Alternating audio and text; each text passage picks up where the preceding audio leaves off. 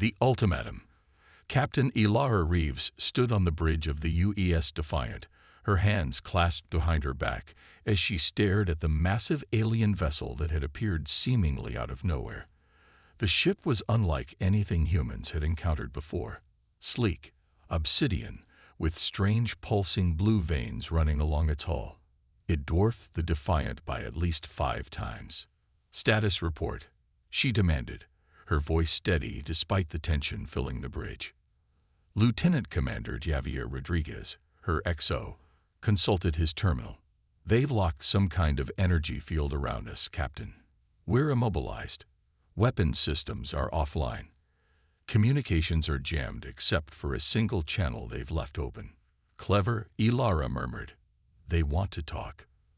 The main view screen flickered to life, revealing a creature that could only be described as reptilian in nature, but with a distinctly humanoid form. Its scales shimmered with iridescent blues and purples, and 4 yellow eyes blinked in vertical pairs. "I am High Commander Zex Thalak of the Vraxian Empire," the creature announced, its voice translated through the ship's computer into a metallic approximation of human speech. "You have entered territory claimed by the Empire. Scans indicate you are a species unknown to us." Ilara stepped forward. "I am Captain Ilara Reeves of the United Earth ship Defiant. We are on a peaceful exploration mission. We were unaware this region had been claimed." The alien's upper eyes narrowed. "Ignorance is not an excuse. Our empire spans 1,000 systems. Your technological level suggests you are new to interstellar travel. Consider yourselves fortunate that we are giving you the opportunity to surrender." "Surrender," Ilara echoed. "We've done nothing hostile." "Your existence in our space is hostility enough," Zex Thalak replied coldly. "Our scans indicate your species is carbon-based, with minimal natural defenses, and no significant genetic modifications. Your ship possesses rudimentary weapons that pose no threat to us. You have 2 Earth hours to prepare your crew for boarding and integration into the Empire as a client species. Resistance would be unwise." The communication cut off, leaving the bridge in stunned silence. "Options?" Ilara asked, turning to her senior staff. Chief Engineer Maya Chen shook her head. "They've deployed some kind of dampening field. Weapons and propulsion are completely offline. Even if we could break free, our conventional armaments wouldn't scratch their hull." Security Chief Dakota Ward punched a nearby console. "So we just roll over? Become slaves to some oversized lizards?" "No," Ilara said firmly. "Humanity didn't reach the stars by surrendering at the first sign of trouble. They may have neutralized our weapons, but they've made one critical error." "What's that, Captain?" Rodriguez asked. A slow smile spread across Ilara's face. "They assume that because they've disabled our designated weapon systems, we're defenseless. They don't understand humanity." She pressed the ship-wide comm. "All hands, this is the captain. We have encountered a hostile alien force that has disabled our conventional defenses and demanded our surrender. But as all of you know, to humans, everything is a weapon if you're creative enough. Department heads to the conference room immediately. All other personnel, begin assessing all systems, tools and materials that could be repurposed for defense. We have 2 hours to teach these fractions why humanity should never be underestimated." In the conference room, department heads gathered around the table as holograms and schematics floated above the surface. "They've made a fundamental error in their assessment of us," Ilara explained. "Throughout human history, our greatest advantage has been adaptability. When our designed weapons fail, we improvise."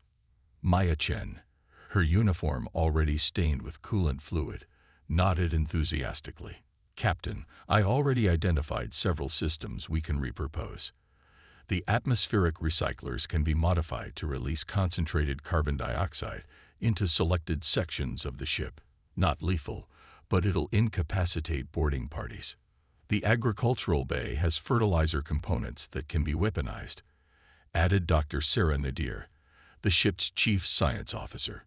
"Nothing explosive, they'd detect that, but we can create compounds that will severely irritate Vraxian respiratory systems based on the biological readings we got during the transmission. Dakota Ward grinned wolfishly.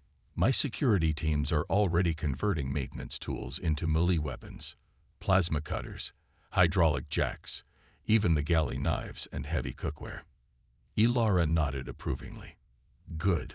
What about ship-wide systems? We could vent superheated steam from the thermal regulation system through specific conduits, Maya suggested, and the internal gravity plating can be selectively deactivated or intensified in sections where we expect boarding parties. What about external options? Rodriguez asked. If we can't break free, can we at least send a warning to other human ships? Communications Officer Lai Wei scratched his chin. They've blocked conventional communications, but the ship's external maintenance drones use a different frequency for proximity coordination. If we reprogram them, we might be able to send a compressed data burst that could reach the relay buoy we deployed at the edge of this system. Do it, Ilara ordered. Now, here's my main concern. They'll likely board through our main airlocks. Maya, can you reconfigure our internal force fields to create barriers they won't initially detect? Already on it, Captain. I can make them look like system failures until they're activated. Perfect. Ilara called up a schematic of the ship. I want us to channel them into these 3 areas, where we'll have the advantage. Doctor, how quickly can you analyze their biology from the transmission data?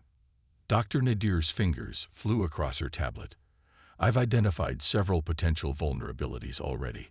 Their optical structure suggests sensitivity to specific light frequencies, and those scales might conduct electricity differently than human skin. Good. Add strobe modifications to all available light sources in the target areas. Ilara stood up, placing her palms on the table. We have 90 minutes left. I want each of you to implement your ideas and report back in 30. Remember, we're not just fighting for ourselves. We're fighting for Earth.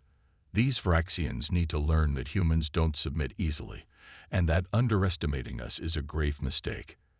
As her officers filed out, Ilara remained in the conference room, studying the holographic image of the massive Vraxian vessel. Its design spoke of confidence, arrogance, even. The Vraxians clearly believed their technological superiority guaranteed victory. She smiled grimly. Throughout human history, supposedly superior forces had made the same assumption. And throughout human history, supposedly inferior humans had proven them wrong, using creativity, desperation, and the will to survive against all odds. You should have done your homework, Commander Zex Thalek, she murmured to the image. Humans can weaponize anything. Across the Defiant, preparations transformed the exploration vessel into a battleground designed to give the humans every possible advantage. Engineering teams rerouted systems and modified equipment. Security personnel distributed improvised weapons and trained crew members in close-quarters combat tactics. Science teams produced compounds designed to exploit suspected Vraxian vulnerabilities. In the engine room, Maya Chen stood before her team, surrounded by disassembled equipment and modified tools. Remember, she told them, when they cut through that door, hit the emergency coolant release. The flash freeze will slow them down and possibly damage their scales. Then activate the magnetic field inversions we've installed. Based on their ship's composition, they likely have metallic components in their equipment that'll be affected. On the medical deck, Dr. Nadir and her staff filled spray canisters with a yellowish compound. Aim for their faces if possible, she instructed. This compound should cause immediate irritation to their respiratory passages and temporary blindness. It won't kill them, but it will give you time to retreat to secondary positions. Throughout the ship, the crew, scientists, engineers, and support staff who had signed up for exploration, not warfare, prepared to defend themselves with the tools of their trades transformed into implements of war. In her quarters, Captain Reeves finished recording a message detailing their encounter with the Vraxians, to be transmitted via the repurposed maintenance drones. She ended with words she hoped would reach Earth if the Defiant did not survive. These Vraxians judged us by their standards and found us lacking. They saw our conventional weapons disabled and assumed we were defenseless. They failed to understand a fundamental truth about humanity. To us, everything is a weapon, a tool, a means of survival. We don't stop fighting when our designed weapons fail. We find new ones. If we fall today, remember this: any species that underestimates human resourcefulness and determination does so at their peril. Reeves out. As the 2-hour deadline approached, Ilara returned to the bridge, where her senior officers waited at their stations. The tension was palpable, but there was also determination and a strange sort of excitement.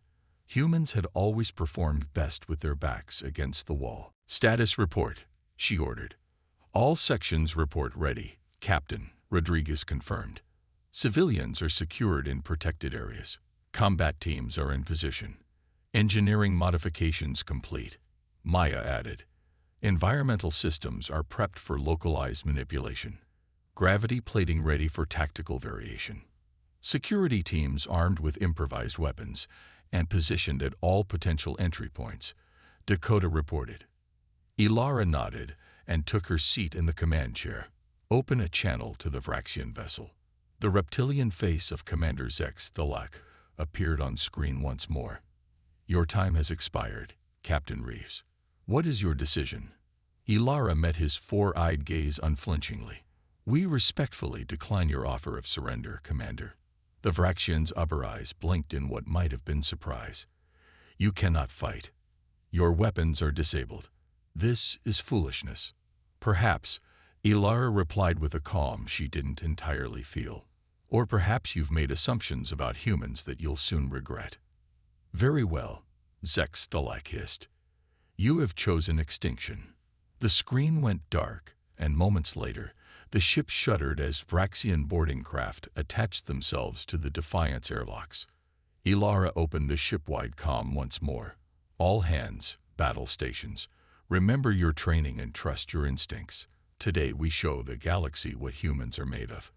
She closed the channel and turned to her bridge crew. "Let them come." Improvised warfare. The first breach came at Airlock 2. Monitoring screens showed the Vraxian boarding party. 6 tall, reptilian soldiers clad in sleek armor that seemed to flow with their movements. They carried weapons resembling short staffs that pulsed with blue energy. "They're in," Dakota reported from his security station. "Team Alpha is in position." Captain Reeves nodded. "Execute containment protocol." Throughout the Defiant, carefully laid traps awaited the Vraxian boarding parties. As the first group moved through the corridor beyond Airlock 2, they encountered nothing but an eerily empty passage. "Engineering status," Ilara asked through her communicator. "Ready on your mark, Captain," Mina Chen's voice came back.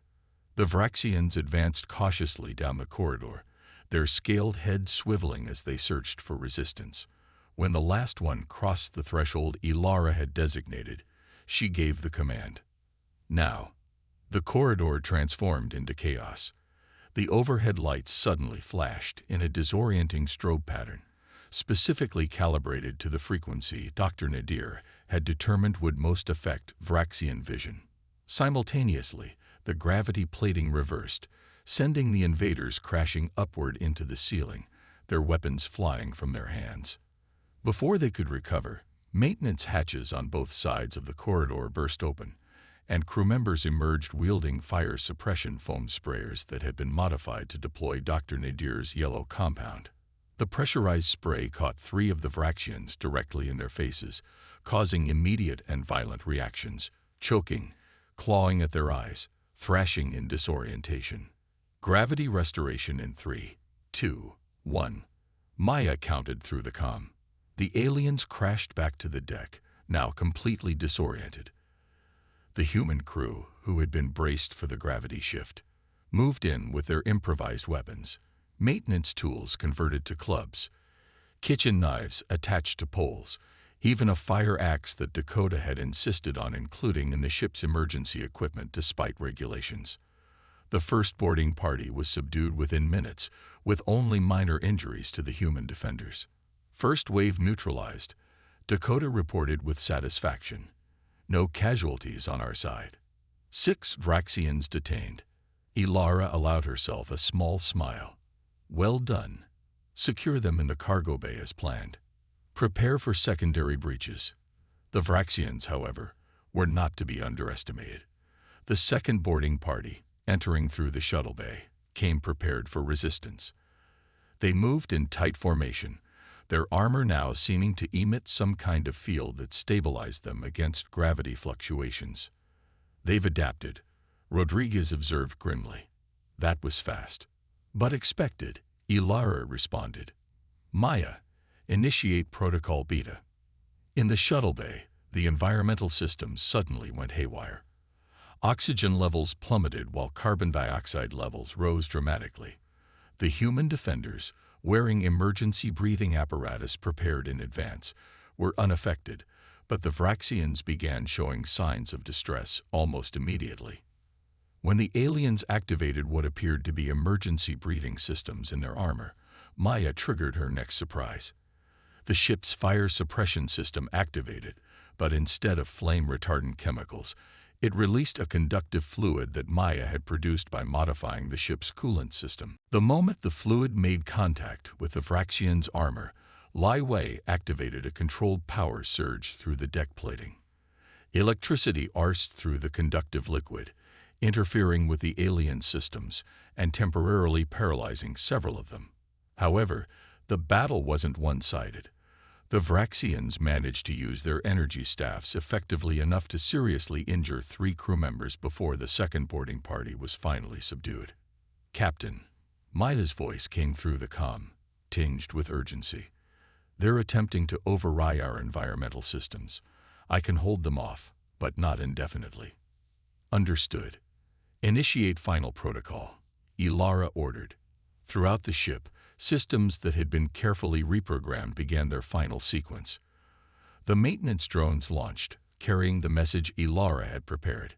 Simultaneously, the ship's internal security bulkheads, normally designed to contain decompression events, began closing in specific patterns, herding the remaining Vraxian boarding parties toward the central cargo bay. On the bridge, Ilara stood from her command chair. Transfer bridge control to my tactical pad, she ordered. It's time for the final phase. Rodriguez looked concerned. Captain, you're not planning to. I am, she interrupted. The Vraxians need to understand who they're dealing with. Keep the bridge secure. I'll be back.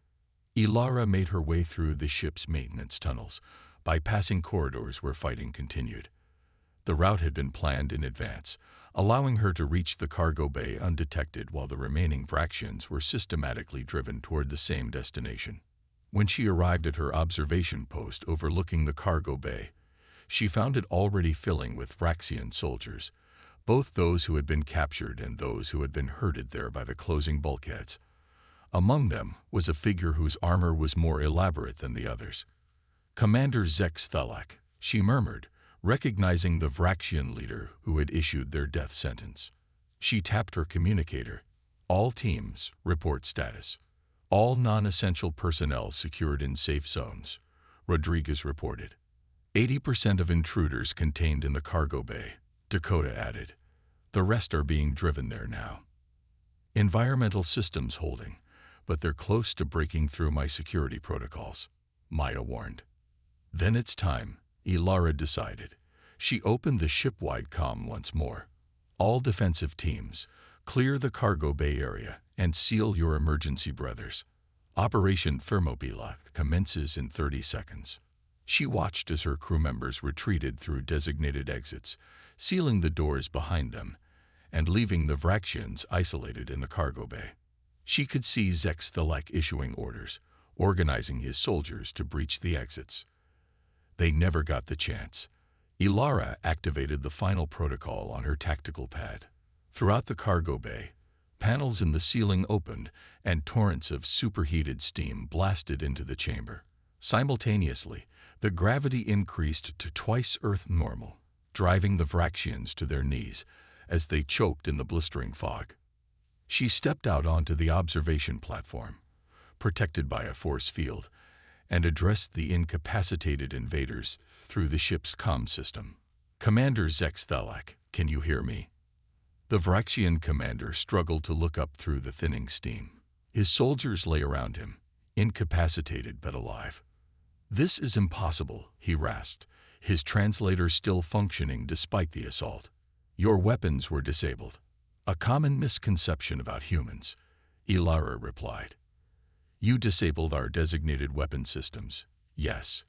But to humans, everything is a weapon. The very systems that keep us alive, environmental controls, gravity plating, maintenance tools, all can be repurposed to defend ourselves when necessary." She increased the gravity slightly, making her point clear. "We are not a violent species by nature, Commander. We came here to explore, to learn, to connect with other civilizations. But throughout our history, we have learned one painful lesson over and over: when threatened, adapt or perish." The commander's 4 eyes blinked rapidly as he processed her words. "You could have destroyed us," he said finally. "We could have," she agreed. "The coolant system I've modified to create this steam could have instead been used to flash freeze this entire chamber. The gravity could have been increased until your bodies collapsed. But that's not our way. Not unless you force our hand." She reduced the gravity back to normal levels and shut off the steam vents. "Now I believe it's time to renegotiate. Your boarding parties will return to your ship. You will release the dampening field holding the Defiant. And then we will talk, as equals, not as conqueror and conquered." For a long moment, Zexthalak stared at her, his alien features unreadable. Then, slowly, he inclined his head. "Perhaps we have misjudged your species, Captain Reeves." 3 days later, Ilara Reeves stood in her ready room, staring out at the stars as the Defiant continued its exploration mission. Behind her, the door chimed. "Enter," she called. Rodriguez stepped inside, carrying a datapad. The message drones reached the relay buoy. "Captain, Earth has received our report on the Vraxian encounter." And their response: cautious optimism. "The diplomatic corps is preparing for formal contact with the Empire." He hesitated. "They're also implementing your recommendations fleet-wide. All ships are now running drills on improvised defense tactics." Ilara nodded, still looking at the stars. "Good. The galaxy needs to understand that humans don't rely solely on designated weapon systems for defense. Our greatest weapon has always been here." She tapped her temple. "And here." Her hand moved to her heart. "The Vraxians seem to have gotten the message," Rodriguez commented. "Their cultural attaché has requested permission to study our historical archives, particularly our military history." "Granted, with appropriate restrictions," Ilara said. "They should understand us better if we're to have peaceful relations." As Rodriguez turned to leave, Ilara added, "One more thing, XO. Make sure Amaya's team gets commendations for their work. Turning life support systems into defensive weapons while keeping them functional for their primary purpose was nothing short of brilliant." "Already done, Captain." He smiled. "Though Maya says she's already working on new modifications, just in case." "That's humanity for you," Ilara said with a small laugh. "Always preparing, always adapting." After Rodriguez left, Ilara turned back to the viewport. Somewhere out there, the Vraxian Empire was reassessing its understanding of humans, and perhaps other species would hear the story of how an outmatched exploration vessel had defeated elite boarding parties without firing a single shot from a conventional weapon. To humans, everything was a weapon when survival demanded it. That was their gift, and their warning to the galaxy.